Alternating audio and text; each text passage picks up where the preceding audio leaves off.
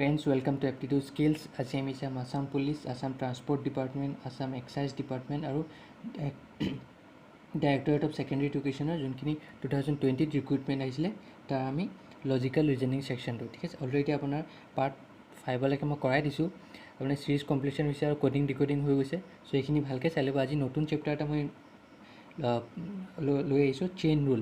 চ' এইটো মই ইনক্লুড কৰা নাছিলোঁ চিলেবাছত, কিন্তু এইটোৰ পৰা এটা দুটা কুৱেশ্যন আহিব পাৰে।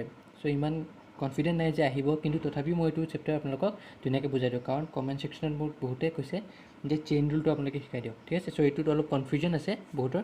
চ' আজি মই চেইন ৰুলটো আপোনালোকক ষ্টাৰ্ট কৰিম। চ' আহক ভিডিঅ'টো ষ্টাৰ্ট কৰোঁ।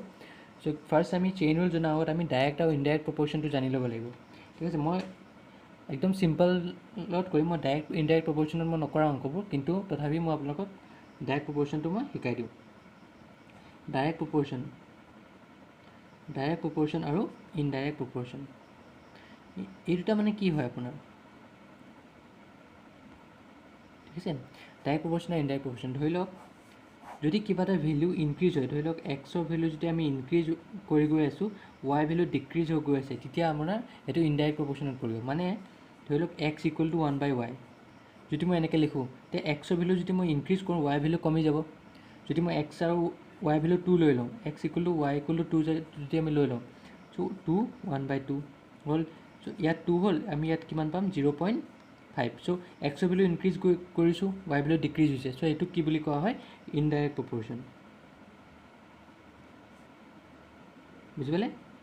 চ' কিবা এটা ভেলিউ আমি যদি ইনক্ৰিজ কৰি পেলাই কৰোঁতে কিবা এটা ভেলিউ ডিক্ৰিজ হয়, তেতিয়া এইটো ইনডাইৰেক্ট প্ৰপ'ৰ্শ্যন। আৰু যদি কিবা এটা ভেলিউ ইনক্ৰিজ কৰোঁতে আমি যদি সেই ভেলিউটো আকৌ ইনক্ৰিজ হয়, ধৰি লওক এক্স ইকুৱেল টু 2y এনেকৈ আছে, ধৰি লওক মই এক্সৰ ভেলিউ লৈ লওঁ 3 আৰু ৱাই ভেলিউ লৈ লওঁ 3, কিমান হ'ব তেতিয়াহ'লে, ধৰি লওক এক্সৰ ভেলিউ মই 3 ল'লোঁ, কিমান হ'ল, এক্স ইকুৱেল টু 2y হ'ল, হয় নাই। চ' ৱাই ভেলিউ এতিয়া কিমান হ'ল 3/2 y হ'ল। চ' ৱাই ইকুৱেল টু 1.5 হ'ল, y ইকুৱেল টু 1.5। তেনেকৈ যদি মই এক্সৰ ভেলিউ 4 লওঁ, 4 equal to 2y, so' Y equal to কিমান আহিব 2। চাওক, মই এক্সৰ ভেলিউ প্ৰথম 3 ল'লোঁ, 4 ল'লোঁ, বাঢ়ি গৈ আছে, ৱাই ভেলিউ 1.5 2 বাঢ়ি গৈ আছে, বুজিলে। এইটো তেনেকৈ মই এইটো এক্সৰ ভেলিউ যিটো 2 লওঁ, ধৰি লওক ৰ'ব মই আপোনাক ভালকৈ বুজাই দিছোঁ। এক্স ইকুৱেল টু 1/y আছে ধৰি লওক, ঠিক আছে। তো মই এক্সৰ ভেলিউ যদি 2 লওঁ, ৱাই ভেলিউ কিমান আহিব 1/2 0.5 হ'ল। যদি মই এক্সৰ ভেলিউ 4 লওঁ, ৱাই ভেলিউ কিমান আহিব ইকুৱেল টু 0.25। চাওক, এক্সৰ ভেলিউ 2 লওঁতে ৱাই ভেলিউ আমি পালোঁ 0.5, এক্সৰ ভেলিউ 4 লওঁতে ৱাই ভেলিউ আমি পালোঁ 0.25। মানে এক্সৰ ভেলিউ মই যিমান বঢ়াওঁ, ৱাই ভেলিউ সিমান কমি যাব। তো সেইটো হ'ল আপোনাৰ ইনডাইৰেক্ট প্ৰপ'ৰ্শ্যন। আৰু যোনটো এক্সৰ ভেলিউ মই বঢ়ালে ৱাই ভেলিউ বাঢ়ি যায়, এক্সৰ ভেলিউ 3 ল'লোঁ 4 ল'লোঁ, বাঢ়ি গৈ আছে, ৱাই ভেলিউ বাঢ়ি গৈ আছে, 1.5 2 তেনেকৈ। চ' সেইটো হ'ল আপোনাৰ ডাইৰেক্ট প্ৰপ'ৰ্শ্যন, ঠিক আছে। চ' এইটো ইনডাইৰেক্ট আৰু ডাইৰেক্ট প্ৰপ'ৰ্শ্যনৰ ডিফাৰেঞ্চ হয়। এটা ইনডাইৰেক্ট প্ৰপ'ৰ্শ্যনত কি হয়, এটা বাঢ়িলে এইটো কমে, আৰু ডাইৰেক্ট প্ৰপ'ৰ্শ্যনত কি হয়, এটা বাঢ়িলে সিটোও বাঢ়ি যায়, ঠিক আছে। চ' এইটো হ'ল আপোনাৰ ইনডাইৰেক্ট প্ৰপ'ৰ্শ্যন আৰু ডাইৰেক্ট প্ৰপ'ৰ্শ্যনৰ গোটেইখিনি কি হয়, কি বস্তু হয়। চ' আমি এতিয়া অংকবিলাক ডাইৰেক্ট আৰু ইনডাইৰেক্ট, এইটো ডাইৰেক্ট প্ৰপ'ৰ্শ্যন আৰু ইনডাইৰেক্ট প্ৰপ'ৰ্শ্যনতো কৰিব পাৰি, কিন্তু মই আপোনালোকক এটা বেছিক যোনটো হয়, যোনটো আপোনাৰ কনচেপচুৱেলত মই কৰাই দিম, ঠিক আছে। চ' কেতিয়াবা কি হয়, আপুনি ধৰিবলৈ অসুবিধা হয় যে কোনটো ইনডাইৰেক্ট হয়, কোনটো ডাইৰেক্ট প্ৰপ'ৰ্শ্যন। চ' সেইকাৰণে মই কি কৰিম, এইটো আপোনাৰ বেছিকত বুজাই দিম। চাওক, ফাৰ্ষ্ট কি দিয়া আছে, 3 pump working 8 hours a day can empty a tank in 2 days। 3টা পামে 8 ঘণ্টা কাম কৰি পেলাই দুদিনত টেংকিটো খালী কৰি দিয়ে। Empty a tank, how many hours, কিমান ঘণ্টা লাগিব আমাক। 4টা পামে work to empty the tank in 1 day। So' এদিনত 4টা পামে কিমান আৱাৰ্ছ কাম কৰি পেলাই টেংকটো খালী কৰে, ঠিক আছে। চ' আমাক কি সুধিছে, মেইনলি আৱাৰ্ছ সুধিছে, হাউ মেনি আৱাৰ্ছ। চ' আমি আৱাৰ্ছটো ইকুৱেল টু ইটো চাইডে লিখিম, মানে 3 পাম্পছ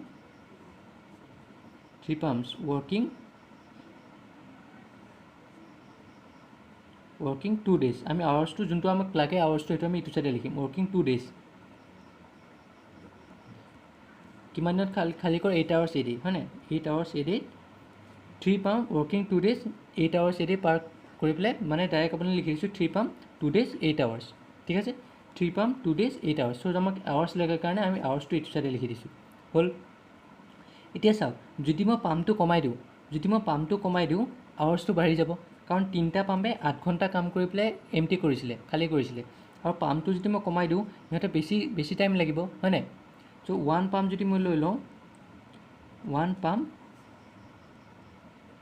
ৱৰ্কিং 2 days ফাৰ্ষ্ট আমি গোটেইকেইটা 1 লৈ ল'ম 1 পাম্প ৱৰ্কিং 2 days কিমান হ'ব 8 × 3 আৱাৰ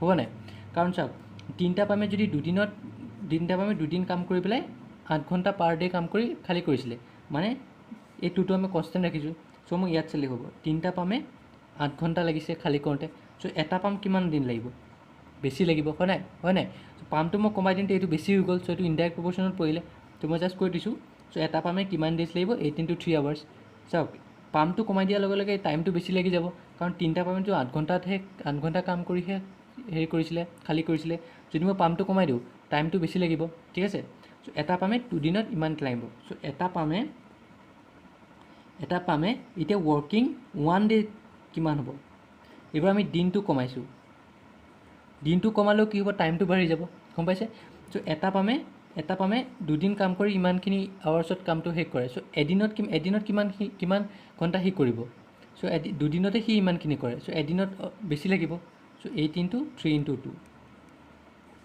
আৱাৰ্ছ হ'ল বুজি পালে কথাটো কনচেপ্টটো চাব তিনিটা পামে 8 ঘণ্টাত খালী কৰে পানীটো চ' এটা পামে কিমান ঘণ্টা লাগিব অলৰেডি অবভিয়াছলি বেছিয়ে লাগিব চ' এটা পামে আকৌ এদিনত কিমান টাইম লাগিব যদি সি দুদিনত ইমানখিনি আৱাৰ্ছ লাগে এদিনত বেছিয়ে লাগিব হয় নাই ত' 8 × 3 × 2 হৈ যাব তাৰপিছত আমাক কি কৈছে চাৰিটা পামে এদিনত কিমান কৰে তো চাৰিটা পাম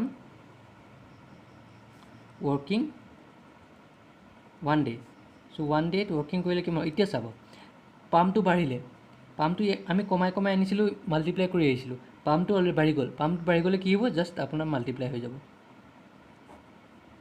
আৰু ইয়াত 1 ডে লাগে চ' সেইকাৰণে আমি 1 ডেতে ৰাখিছোঁ যেতিয়া 2 days লগা হয় আমি যেতিয়া 2 days লগা হয় আমি কি কৰিলোঁ হয় জাষ্ট মাল্টিপ্লাই বাই 2 কৰি দিলোঁ হয় ঠিক আছে চ' এইটো আৱাৰ্ছ হ'ল চ' কিমান হ'ল 4 2 2 4 2 4 8 4 × 12 আৱাৰ্ছ চাওক কিমান ইজি হয় এইটো আপুনি ডাইৰেক্ট ইনডাইৰেক্ট প্ৰপৰ্চনতো কৰিব পাৰে কাৰণ পাম্প কমাই আছোঁ টাইম বাঢ়ি আছে চ' সেইকাৰণে কি হ'ব ইনডাইৰেক্ট প্ৰপৰ্চন পৰিলে চ' ইনডাইৰেক্ট প্ৰপৰ্চন কি হ'ব ডাইৰেক্ট আপুনি 3 × 8 × 2 কৰি ডিভাইড বাই 4 কৰি দিব পাৰে ঠিক আছে কিন্তু চবতে এইটো নহয় সেইকাৰণে মই এইটো প্ৰচেছ আপোনাৰ চবতে কৰিব পাৰিব ঠিক আছে কেতিয়াবা আপোনাৰ বাঢ়িব কেতিয়াবা কমিব মই এইটো নেক্সট অংকবিলাকত শিকাই দিম বুজি পাইছেনে কথাটো তিনিটা পাম্প ৱৰ্কিং 2 days আমি কৰি পেলাই কিমান 8 আৱাৰ্ছ লাগে চ' এটা পাম্প ৱৰ্কিং 2 days কিমান হ'ব 8 × 3 24 আৱাৰ্ছ চ' এটা পাম্প 1 ডে কিমান হ'ব বেছি হ'ল চ' এই দুদিনত যদি 8 × 3 কৰি আছে মানে 24 আৱাৰ্ছ কৰি আছে তো এদিনত অবভিয়াছলি বেছি লাগিব তাৰ চ' মাল্টিপ্লাই হ'ব আৰু আমি পাম্পটো বঢ়াই দিয়াৰ লগে লগে টাইমটো কম লাগি যাব চ' সেইকাৰণে ডিভাইড বাই 4 হৈ যাব আপুনি সদায় মন থ'ব যদি কমাই দিওঁ আমি মাল্টিপ্লাই হয় যদি বঢ়াই দিওঁ আমি ডিভাইড কৰিম ঠিক আছে 12 আৱাৰ্ছ হৈ গ'ল মোৰ এনচাৰটো 12 আৱাৰ্ছ বুজিলে নেক্সটটো কি দি আছে চাওক in a diary farm 40 cows eat 40 bags of husk in 40 days in how many days 1 cow will eat 1 bag of husk ঠিক আছে চ' 40 দিনত কি কৈ আছে 40 cows মই জাষ্ট এইটো লিখিছোঁ আমাক কি লাগে হাউ মেনি ডেজ চ' ডেজটো আমি এক্সট্ৰাকৈ লিখিম 40 cows 40 বেগ খায় হাস্ক ইন 40 days হ'ল 40 cows আমাৰ ডেজ লাগে কাৰণে আমি ডেজটো এক্সট্ৰাকৈ লিখি দিছোঁ চ' ইকুৱেল টু চ' 40 cows 40 বেগ খায় 40 daysত ঠিক আছে এতিয়া ফাৰ্ষ্ট কি কৰিম আমি 1 আনিম 1 cow 40টা বেগ কিমান দিনত খাব সি চাওক 40টা cow 40টা বেগ 40 দিনত খায় চ' এটা cow 40টা বেগ কিমান দিনত খাব সি কাউ বাঢ়ি গ'ল টাইমটো কাউ কমি গ'ল টাইমটো বাঢ়ি যাব হয় নাই যদি 40টা কাউ যদি 40 দিনতহে খায় চ' এটা কাৱে 40 × 40 ডেজত খাব বুজি পাইছে নাই কথাটো চ' এইটো আমি কনষ্টেণ্ট ৰাখিছোঁ চ' এতিয়া আমি এইটোতে চাওঁ 40 কাৱে 40 দিনত খায় শেষ কৰে চ' মানে 40 কাৱে যদি 40 দিনত খাই শেষ কৰে 40টা বেগ দেই তো এটা কাৱে 40টা বেগ খাবলৈ কিমান বহুত দিন লাগিব 40 × 40 হ'ব এতিয়া আমাক কি কৈছে 1 cow eat 1 bag of husk so এটা কাৱে এটা বেগ কিমান দিনত খায়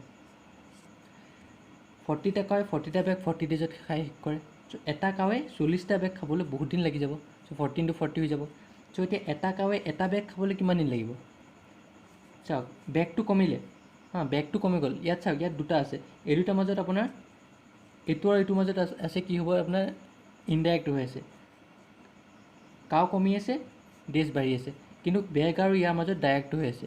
চ' সেইকাৰণে মই কৈছোঁ এইটো আপোনাৰ বেছিক মেথড হয়। কেনেকৈ কৰিম চাওক, 40 কাউ 40 বেগ 40 ডেজ। এটা কাৱে 40টা বেগ খাবলৈ আপুনি এইটো কনচেপ্ট হয়, যদি এটা কাৱে 40টা বেগ খাবলৈ বহুত দিন লাগি যাব, মানে কিমান 14 × 40 হ'ব। এতিয়া এটা কাৱে এটা বেগ খাবলৈ কিমান কমি গৈ আছে, বেগটো কমি গ'ল, বেগটো কমি যোৱাৰ লগে লগে কিমান হ'ব 14 × 40 / 40 হৈ যাব। বুজি পাইছেনে কথাটো? চাওক 40টা কাৱে 40টা বেগ খাবলৈ 40 ডেজ লাগে, ঠিক আছে। এইটো নহয় যে এটা কাৱে এটা বেগ খাবলৈ এদিন লাগিব, সেইটো নহয় কিন্তু দেই। 40টা কাৱে 40টা বেগ 40 ডেজত খাব পাৰি, শেষ কৰে। চ' এটা কাৱে 40, আপুনি নিজে ভাবক, এটা কাৱে যদি 40টা কাৱে 40টা বেগ 40 দিনত খায়, এটা কাৱে 40টা বেগটো 14 × 40 ডেজত খাব, হ'ল। এটা কাৱে 40টা বেগ 14 × 40 ডেজত খাব। এতিয়া এটা কাৱে এটা বেগ কিমান দিনত খাব, চ' কমি গ'ল। যদি এটা কাৱে 40টা বেগ ইমান দিনত খায়, চ' এটা কাৱে এটা বেগ কিমান দিনত খাব, জাষ্ট কমি গ'লে হ'ল। এইটো আপোনাৰ কনষ্টেণ্ট ৰাখিলোঁ। চ' 40টা বেগ ইমান দিনত খায়, চ' এটা বেগ জাষ্ট এইটো কৰিলে হ'ল আপোনাৰ, গম পাইছেনে? বুজি পাইছে? এই দুটা একেই হৈ আছে। চ' এইটো যদি আমি কনষ্টেণ্ট ৰাখোঁ, 40টা বেগ সি ইমান দিনত খায়, এটা বেগ কিমান দিনত খাব, তলত গুচি গ'ল, হৈ গ'ল। চ' এইটো কিমান হ'ব 40 ডেজ। এটা কেঞ্চেল 40 ডেজ, বুজিলে?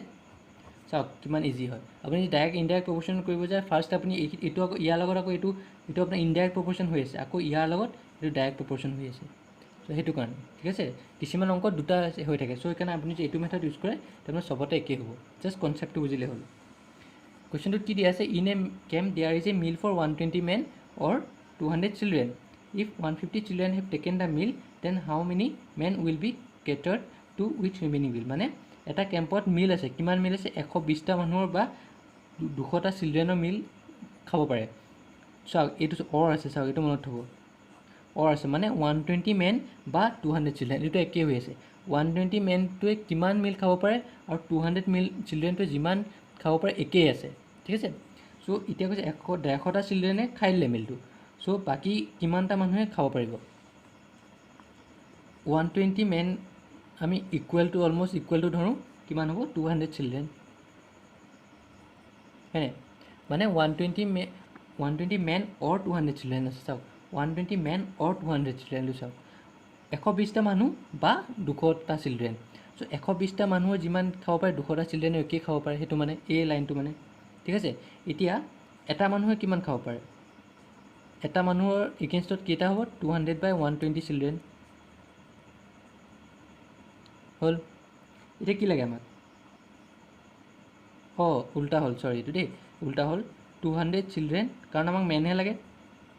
200 চিলড্ৰেন কিমান হ'ব 120 মেন, হয় 200 চিলড্ৰেন 120 মেন। চ' 1 চিলড্ৰেন কিমান হ'ব, 1 চিলড্ৰেন হ'ব 120/200 মেন, হ'ল। এতিয়া 1 চিলড্ৰেন হ'ল 120/200। এতিয়া আমাক কি কৈছে, how many men will cater to with the remaining meal, মানে 150টা চিলড্ৰেনে খালে, চ' বাকী কেইটা থাকিলে 50টা। চ' 50টা চিলড্ৰেনৰ এগেইনষ্টত কেইটা মানুহে খাব পাৰিব, চ' 50টা চিলড্ৰেনৰ এগেইনষ্টত কেইটা মানুহে খাব পাৰিব, 120/200 × 50 মেন, বুজি পালে? চ' এইটো কৰোঁতে কিমান হ'ব 54 4 30, চ' কিমান হ'ল 30 মেন, বুজি পালে? 30 মেন ধৰিব পাৰিছে? জাষ্ট এইটো এই লাইনটো ভালকৈ বুজিব। যেতিয়া আপুনি অৰ দিয়া থাকে, অৰ ৱৰ্ডটো দিয়া থাকে, এইটো মানে কি যে 120টা মানুহে যিমান খাব পাৰে 200টা চিলড্ৰেনে সিমানেই খাব পাৰিব। চ' 200টা চিলড্ৰেনে যিমান খাব পাৰে 120টা মানুহে সিমানেই খাব পাৰিব। চ' এটা চিলড্ৰেনে কিমান 120/200, 50টা চিলড্ৰেন ক'ৰ পৰা আহিলে, কাৰণ 150টা চিলড্ৰেনটো অলৰেডি খালেই।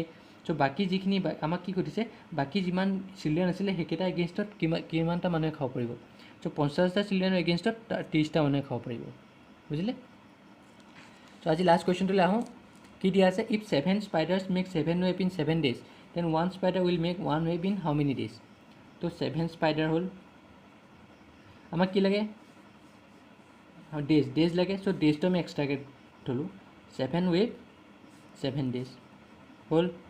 এইটো মানে কি 7টা স্পাইডাৰে 7টা ৱেব 7 দিনত বনায়। চ' এটা স্পাইডাৰে 7টা ৱেব কিমান দিনত বনাব, এটা স্পাইডাৰে 7টা ৱেব কিমান দিনত বনাব, যদি 7টা স্পাইডাৰে 7 দিনত বনায়, এটা স্পাইডাৰে কিমান দিনত বনাব 7 × 7 days, বুজি পালেনে?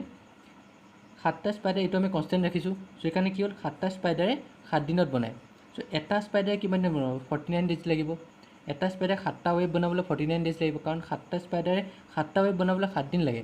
চ' এটা স্পাইডাৰে 7টা ৱেব বনাবলৈ 7 × 7 ডেজ লাগিব এতিয়া ওৱান স্পাইডাৰ এতিয়া এইটো আমি কনষ্টেণ্ট ৰাখিছোঁ ওৱান স্পাইডাৰে 1 ৱেব বনাবলৈ কিমান দিন লাগিব চাওক 7 × 7 / 7 ডেজ বুজি পালেনে 7টা স্পাইডাৰে 7টা ৱেব বনাবলৈ 7 দিন লাগে এটা স্পাইডাৰে 7টা ৱেব বনাবলৈ কিমান দিন লাগিব যদি 7টা ৱেবটো 7টা স্পাইডাৰে 7 দিন লাগিছে 7টা ৱেব এটা স্পাইডাৰে কিমান 7 × 7 49 ডেজ লাগিব এতিয়া এটা স্পাইডাৰে এটা ৱেব বনাবলৈ কিমান দিন লাগিব এটা স্পাইডাৰে 7টা ৱেব বনাবলৈ 49 ডেজ লাগে ঠিক আছে চ' 7টা ৱেব এটা ৱেব বনাবলৈ কিমান দিন লাগিব 7টা ৱেব যদি 49 ডেজ লাগে চ' এটা ৱেব বনাবলৈ জাষ্ট তলত লৈ গ'লে হ'ল কম ডেজ লাগিব হয় নাই 7টা ৱেব 49 ডেজ লাগে এটা ৱেব কম ডেজ লাগিব চ' কিমান হ'ল 7 ডেজ হ'ল বুজি পালে চ' কিবা যদি কনফিউজন আছে মই আৰু ছেকেণ্ড পাৰ্ট লৈ আহিম ইয়াৰ যদি কনফিউজন আছে মোক কমেণ্ট ছেকশ্যনত লিখি দিব ঠিক আছে যে কোনটো পাৰ্টত আপোনালোকে বুজা নাই কমেণ্ট ছেকশ্যনত ধুনীয়াকৈ লিখি দিব মই নেক্সট পাৰ্টটো আৰু পাৰ্ট 2টো আহিবই চ' তাত মই এইটো ইনক্লুড কৰি দিম ঠিক আছে তো মই আজি ইয়াতে আহিছোঁ তো মোৰ চেনেলটো লাইক ছাবস্ক্ৰাইব আৰু শ্বেয়াৰ কৰিবলৈ নাপাহৰিব আৰু বেল আইকনটো ক্লিক কৰি দিব যাতে যেতিয়া মই নতুন ভিডিঅ' আপলোড দিওঁ আপোনালোকে ন'টিফিকেশ্যন পাই যায় ঠিক আছে চ' থেংকছ এ লট